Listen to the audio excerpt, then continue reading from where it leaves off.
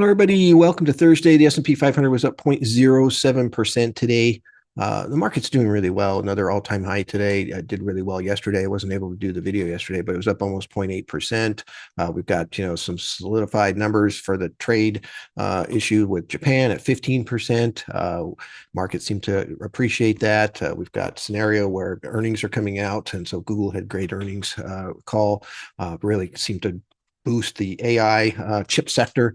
If you look at what NVIDIA and AMD did today also. So there's a lot of good things going on. I think the market continues to do well here. There's no real reason for it to not do well until we start to see some of the potential impacts from these tariffs and see how that plays out and see, it's possible that the stock market and the economy are strong enough to absorb some of these tariffs and increase costs. We'll see how that works out.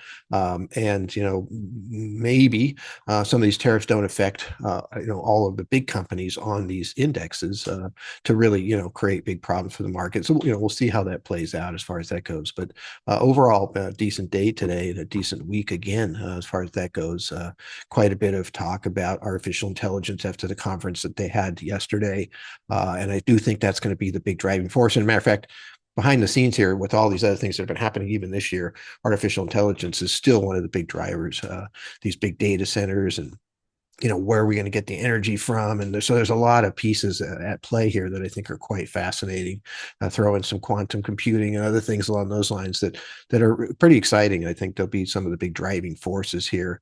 And that's been kind of buried by all the trade talk and all the other pieces that have been happening as far as that goes. So earnings should be pretty good. The projection again for the Mag 7, the big companies, was a 14% increase in earnings. So we'll see how that plays out as we get through this quarter. So anyway, that's what's happening today. Again, not a bad day to be in the stock market. The market continues to go up and continues to do well.